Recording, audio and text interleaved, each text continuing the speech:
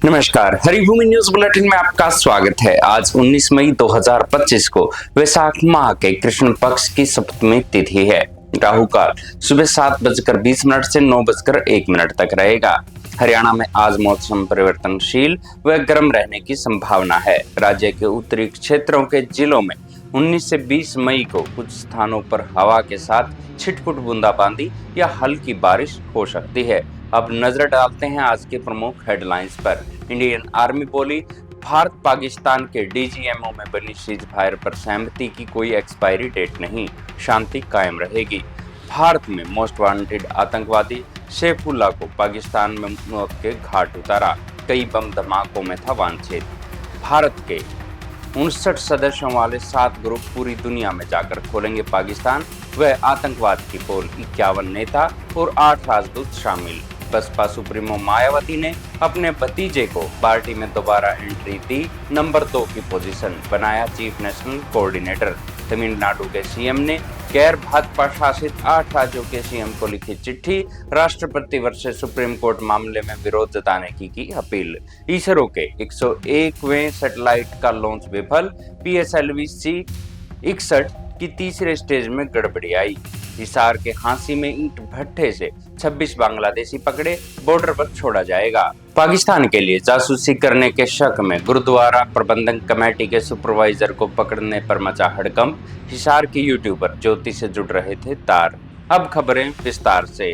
सबसे पहले बात करते हैं ऑपरेशन सिंदूर की। भारत पाक के बीच सीज फायर पर बनी सहमति 18 मई को खत्म होने के अटकलों के बीच इंडियन आर्मी ने बड़ा बयान दिया है। भारतीय सेना ने कहा कि भारत पाकिस्तान के director general of military operation DGMO के बीच जो सहमति बनी थी उसकी कोई एक्सपायरी डेट नहीं है। दोनों देशों के डीजीएमओ के बीच 12 मई को बातचीत हुई थी। इसमें दोनों देशों की तरफ से मिलिट्री एक्शन पर रोक लगाना तय हुआ था। आर्मी ने यह बयान इसलिए जारी किया क्योंकि कुछ रिपोर्ट में दावा किया गया था कि दोनों देशों के बीच बनी सहमति 18 मई की शाम को खत्म हो गई, यानी अभी अगले आदेशों तक दोनों देशों के बीच सीमा पर शांति बनी रहेगी।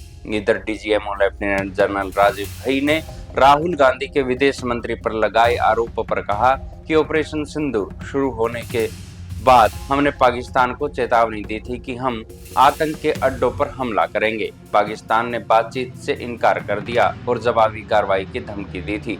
लोकसभा में नेता प्रतिपक्ष राहुल गांधी ने शनिवार को ऑपरेशन सिंदूर पर कहा था कि हमारे हमले की शुरुआत में पाकिस्तान को जानकारी देना अपराध है। विदेश मंत्री ने सार्वजनिक रूप से माना कि भारत सरकार ने ऐसा किया, इसके फलस्वरूप हमारी वायुसेना ने कितने विमान खो दिए।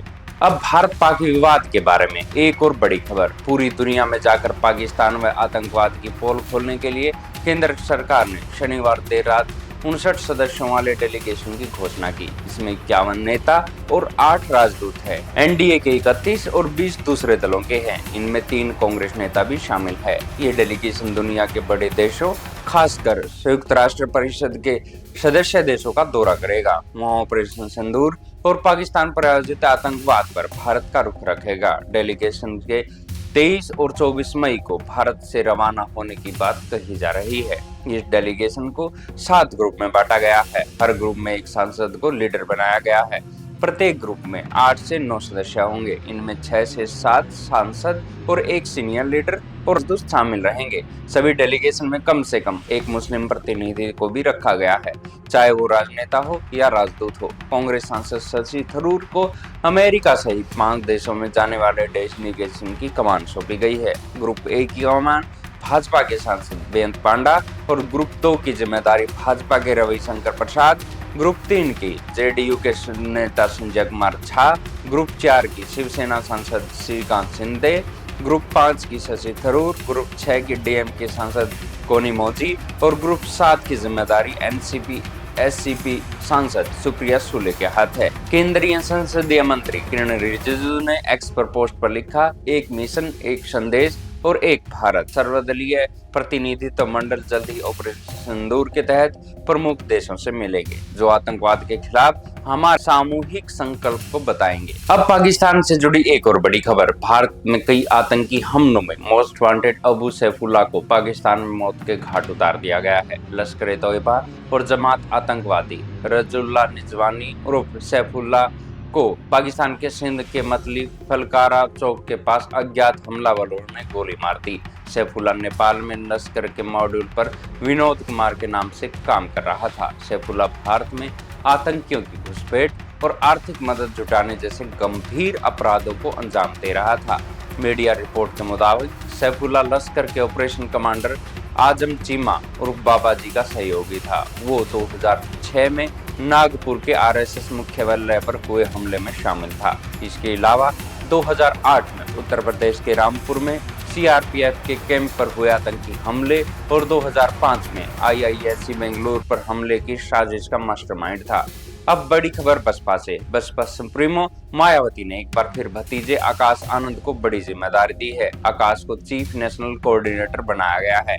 ये मायावती के बाद नंबर 2 की पोजीशन है। आकाश को अब तक का सबसे बड़ा पद दिया गया है। पार्टी ने पहली बार चीफ नेशनल कोऑर्डिनेटर का पद बनाया है। इससे पहले आकाश नेशनल कोऑर्डिनेटर थे। 16 महीनों में मायावती ने आकाश को 2 बार नेशनल कोऑर्डिनेटर और उत्तराधिकारी बनाया था, लेकिन दोनों ही बार हटा दिया गया। आकाश को 3 मार्च को पार्टी से निष्कासित कर दिया गया था। 40 दिन बाद सार्वजनिक रूप से माफी मांगने के बाद मायावती ने उन्हें पार्टी में वापस लिया था। इसके साथ ही उन्हें पार्टी में बड़ा पद मिलने की संभावना जताई जा रही थी।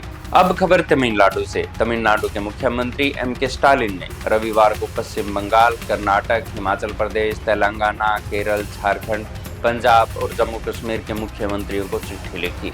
ये सभी राज्य गैर भाजपा शासित हैं। चिट्ठी में उन्होंने मंत्रियों से राष्ट्रपति के सुप्रीम कोर्ट से मांगे गए संदर्भ का विरोध करने की अपील की है। स्टालिन ने लिखा, हम सभी जानते हैं कि जब किसी मुद्दे पर कोर्ट के आधिकारिक फैसले से पहले ही निर्णय लिया जा चुका हो, तब सुप्रीम कोर्ट के सलाह देने के क्षेत्राधिकार का इस्तेमाल नहीं किया जा सकता।